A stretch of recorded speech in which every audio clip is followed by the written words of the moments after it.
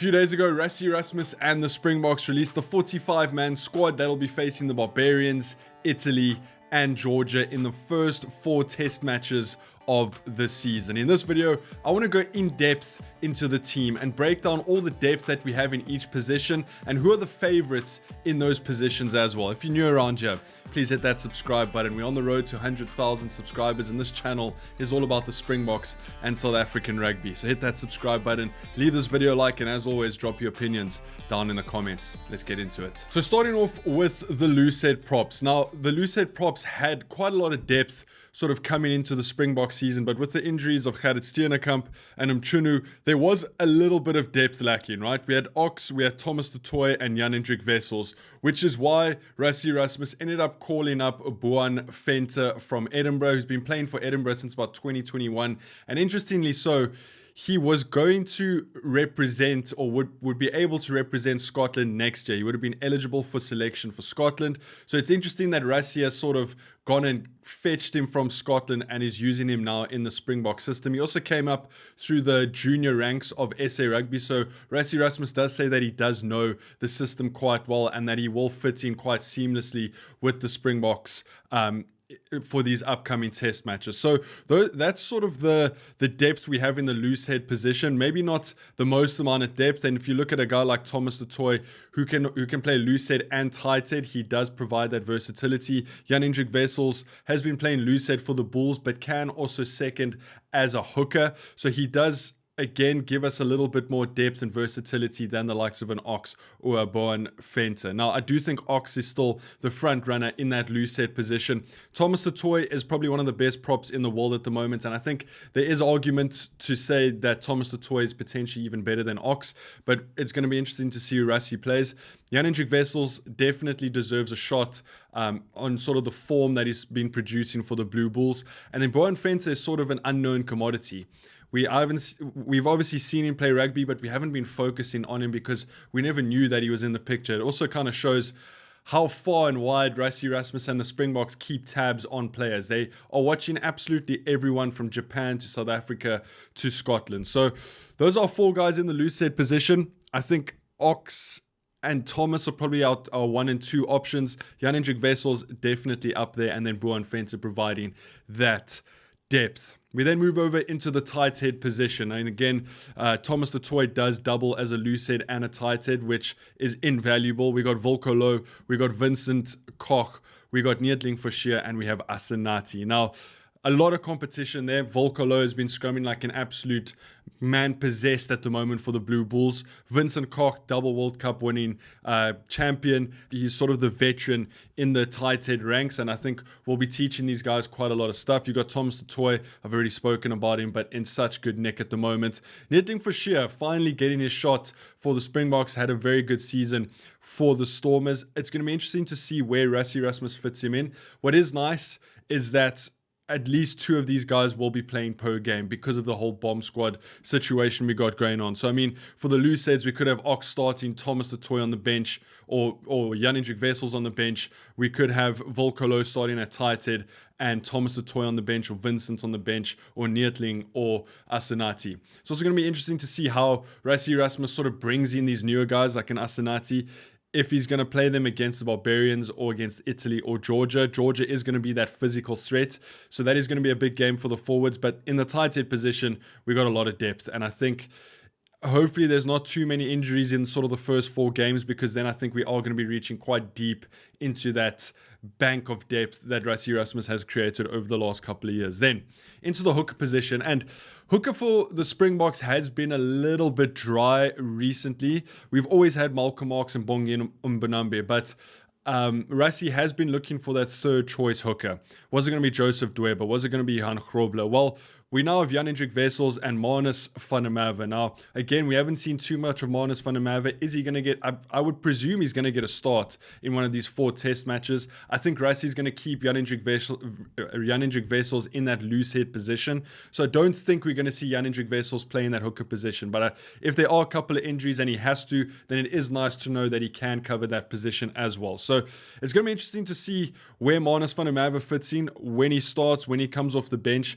I think I still think Malcolm Marx is our best hooker, and Bongi is up there with him. Manus van der Merwe is going to be tested in that third choice hooker spot, and then Jan Hendrik Wessels just covers a little bit more ground for the Springboks. We then move over into the lock position. Now, our lock department is extremely stacked, and I think this is our lock and our loosies department is always very stacked within South African rugby. For the locks, I think Eben Etzebeth and Archias Snyman are the front runners at the moment. Eben, most caps Springbok, he's done it so many times. I just wonder if Rassie is going to try and protect him a little bit this year and next year in the build up to that 2027 Rugby World Cup. If he's going to maybe play 5 or 6 games instead of 8 to 10, just to make sure that he's not injured and we conserve him, because he is getting a little bit older as we lead into that 2027 Rugby World Cup. And then Archias Snyman, I mean, has just been doing absolute bits for Leinster. They ended up winning the URC. He won Player of the Season for that Leinster side. So Archias, I would love to see the partnership of Eben and Archias Snyman starting for the Springboks. We then got Ruan Nokia and Franco Mostert. Now, Ruan Nokia has been playing 7 for the Bulls recently, so he's also one of those guys that sort of double up as a lock as well as a loose forward like a Peter Steff. Franco Mostert also has that capability to play 4 or to play flank. So those two guys are very versatile, which adds a lot of depth to the whole pack to the whole Springbok pack. I really like Ruan Nokia in that number 5 jersey for the Springboks last season. So it's going to be interesting to see where Rassie fits him in. Does he slot him in at 7 with the injury to Peter Steff du Toit, or does he play him in that number 5 jersey? Franco Mostert, we know what we're going to get from him. Great in the lineouts, great set piece, great on defense, and he can provide that little bit of X factor on attack. Then we got Jean Klein and Loet Diaga. Now, we haven't seen much of Loet Diaga over the past couple of years just because of injury and where he's playing his rugby at the moment. Jean Klein has been doing a phenomenal job at Munster. And again, picking a starting 4 and 5 is going to be a very, very difficult task. So I think Rassie Erasmus is going to experiment with our locks. I think he is going to give guys game time, because if we can have a group of locks this big leading into the 2027 Rugby World Cup, then we're in a very, very good position. Then we got Salman Murat and Kobus Visser. Now, there's still question marks around Salman Murat, I think, for a lot of people. So I really hope for his sake that he really puts a stake in the ground this year, puts in a couple of good performances so that we can add him to that group of locks that will be going to the 2027 Rugby World Cup. Kobus Visser and Jean-Luc Dupree are the last two. Now, these two are also utility forwards in the fact that they can play lock as well as flank. Jean-Luc Dupree can also play 8. So there's a lot of versatility within the locks and the loose forwards within the Springbok side. Where Rassie Erasmus fits them in and if he gives them game time is another question. I think Kobus Visser definitely deserves it. Jean-Luc Dupree has also been playing some unbelievable rugby. So luckily there are a lot of test matches this year, and luckily we are starting with the Barbarians, Italy and Georgia, because I do think we can give some of the younger guys some opportunities. So the lock department is absolutely stacked. Now, moving in to the loose forward department, which is arguably even more stacked, and I've broken it up into the exact positions, 6, 7 and 8. So starting with the open side flankers, in their number 6 jersey, we've obviously got Siya Kolisi. I think moving into the 2027 Rugby World Cup, if he keeps his game where it is, he is going to captain the Springboks in that 2027 Rugby World Cup, and I think he probably will be that starting number 6 if he can keep the level. He is getting a little bit older, and I think if he drops the level over the next 2 years, we could see him sort of fall down the pecking order a little bit. We got Marco van Staden, who can cover 6. Marco van Staden can also technically cover hooker, but I think that's a really last option that Rassie Erasmus would use. And then we've got Kwaka Smith, who can cover 6, and Jean-Luc Dupree. So almost take your pick there. I don't mind any 4 of those players starting for the Springboks in the first 4 games. Again, how much time do we give Siya Kolisi? Do we sort of wrap him up in some cotton wool like Eben Etzebeth with 2027 in mind, or do they have to earn their spot? Yes, they've won 2 Rugby World Cups with the Springboks, but do they have to earn their spot into that 2027 Rugby World Cup? Then into the blindside flanks. Number 7s. And this is where it's going to get very interesting, because Peter Steff du Toit is injured. He is our best number 7, probably one of the best Springbok rugby players of all time. So if he's fit, this jersey is his. But it's interesting because there's a couple of new guys, right? Vincent Chichuka. Cobus Visser. Jean-Luc Dupré isn't new, but he's new to this setup that the Springboks have. I think last time he played was 2021 or 2022, somewhere around there.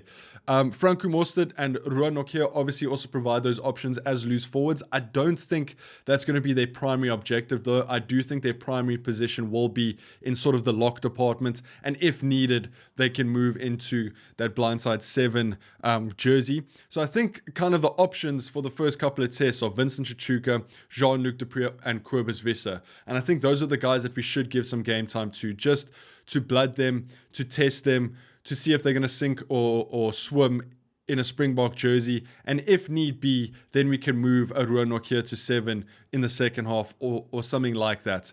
I think without Pieter-Steph du Toit, it is a little bit thin. Pieter-Steph du Toit just adds that bit of surability to that number 7 jersey, which one of these guys are going to have to put up their hands, or a couple of them, and really take ownership of that number 7 jersey. Then into the 8th man. And this has been a hot debate over the last couple of months, because you had Cameron Hanekom coming up. You had Ulrich Loh last year. You had Giordano Augustus, who's also been playing some unbelievable rugby for Northampton Saints. But now all 3 of those guys are injured. So now we're left with Jasper Visser. We're left with Kwagga Smith, Evan Ruas, who came in for Cameron Hanekom, and Jean-Luc Dupré. So I think the front runner at the moment is definitely Jasper Visser. We've seen him do it time and time again. Kwagga is always going to be there. He's just... The problem with Kwagga is that he's so good off the bench. He's such a good impact player that it almost hinders the bench if Kwagga Smith isn't on it. So it's going to be interesting to see which one Rassie Rasmus goes with. Also balancing Evan Ruas and Jean-Luc Dupré. I think Evan Ruas had a phenomenal season for the Stormers. And for his sake, I think he was quite lucky that Cameron Hanekom and Ulrich Loh and those guys are injured, because it did seem like Rassie Rasmus and the coaching staff preferred those guys. But Evan Ruas is in, and when one door closes, another one opens. Can Evan Ruas take this opportunity and make that 8 jersey his? If he puts in a couple of good performances, then the conversation could completely switch of how does Ulrich Loh and Cameron Hanekom get back into the Springbok squad. Jean-Luc Dupré, whether he's going to play 6, 7, lock, I mean, he's one of those guys that can play absolutely anywhere. It's going to be very interesting. But I do think, as a whole, for the forwards, there's a lot of depth. There's a lot of talent. There's a lot of new guys coming through, but also balanced with a couple of the older guys who have won 2 World Cups, who have won a World Cup. So it's going to be interesting to see how Rassie Rasmus balances this forward pack in the first 4 test matches as well as throughout the year. If we then move over into the backline. Now, there's a lot to discuss in the backline. Scrum off. Grant Williams, Faf de Klerk, Kobus, Reinach, and Morne van den Berg. Now, Jaden Hendrickse got dropped, and if you're comparing like for like, he got dropped for Faf de Klerk. Fuffy's back in. I'm not sure what happened the last kind of 2 years, why Faf was out of the Springbok side, what was going on. Maybe Rassie Rasmus wanted to test Jaden Hendrickse last year and then had to therefore leave Faf de Klerk out. But I'm very, very happy to see him back, because he's one of those guys that's going to calm the team down. He's going to share his knowledge with these younger guys like a Grant Williams, a Morne van den Berg. And I really hope that he does get some game time. I do think Grant Williams is still probably our best scrum off in a Springbok jersey. Kobus Reinach is right there. We didn't see too much of Morne van den Berg last year in a Springbok jersey, but I have been keeping a close eye on him in a Lions jersey, and he's high quality. So it's going to be interesting to see where Faf fits in. Is he going to be coming off the bench? Is he going to start a couple of games? I know that he's a crowd favorite, so people are going to love to see him back in a Springbok jersey. But then again, also, how do we complement them by choosing the right fly-off? And moving into the fly-offs, Andre Pollard, Mani Lebok, Sasha, and then Damian Willemse can also slot in at that number 10 position. Do I think he's going to? No, because we do have so much depth in Andre, Mani, and Sasha. But who is the best combination in that 9 and 10 jersey? And how is Rassie Rasmus going to balance the experience, the level-headedness of Andre Pollard, the attacking flair of a Mani Lebok, who maybe isn't so strong off the tee, and a Sasha Feinberg and Ngumazulu, who can just light up any game, take any game by the scruff of the neck, and maybe plays a little bit more of an individual game. So it's going to be interesting to see how Rassie Rasmus deals with that. I still think, and I still want to see this combination in Grant Williams and Sasha, maybe even against the Barbarians, because that is going to be a free-flowing game against big names. It's going to give them a lot of test match experience, just because of the guys they're playing against, and it also matches their style of play. They're very, very good on attack. They are stylish, and that fast-paced rugby and that openness on that rugby field is going to suit Sasha quite well. So interesting times in that 9 and 10 jersey. Who's Rassie going to pair what is the best pairing, and who is Rassie Erasmus going to leave out in a couple of these test matches. We then move over into that inside centre position, which has been Damien de Lendes since the 2019 Rugby World Cup. You've then got Andre Esterhuizen, who's had a phenomenal season for the Sharks. Ethan Hooker, who's also had a phenomenal season for the Sharks. And what's interesting about Ethan is that he can play inside centre, he can play outside centre, he can play wings, he can probably play fullback as well. So again, there's that player with the versatility. I almost think of like a Damien Willemse or a Sasha. And speaking about them, they can also fill in at 12, both Damien and Sasha. Do I think they're going to? Probably not, because we have world-class inside centers. It's not like the Stormers where you have to fit a Mani Lebok, Sasha, and Damien, and as well as a Warwick Gelant into the same side. So I do think Damien de Lende is still our number one. Andre Esterhuizen is pushing him hard, but I do want to see Ethan Hooker get an opportunity in, doesn't matter, a 12 jersey, 13, 14, or 11. He's just had a phenomenal season. Now, outside center is where we are a little bit thin.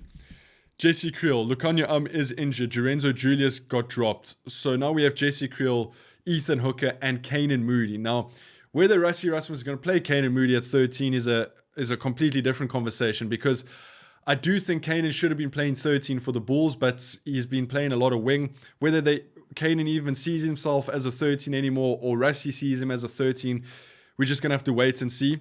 So outside center, we definitely a little bit dry at the moment. Jesse Creel still a number one option. But this is just telling me that maybe Ethan Hooker is going to get a go in that number 13 jersey, which I'm dying to see. I think he's a massive, massive ball carrier. I read some stat that he leads the URC in meters gained through contact or something like that. So he's a big, big ball carrier, and he's really coming into his own. And maybe we even see Kanan Moody in that 13 area. But that 13 jersey is definitely looking a little bit thin at the moment. Then into the wings. And I mean, we have world-class wings. Cheslin Colby, Kurtley Aronson, Makazolo Mapimpi, Edward Vanamava, Kanan Moody, and Ethan Hooker. So pick any two of them. I still think our leading wings are Cheslin Colby and Kurtley Aronson. Our backup wings are Makazolo and Edward Vanamava. But in saying that, Makazolo Mapimpi just never has a bad game.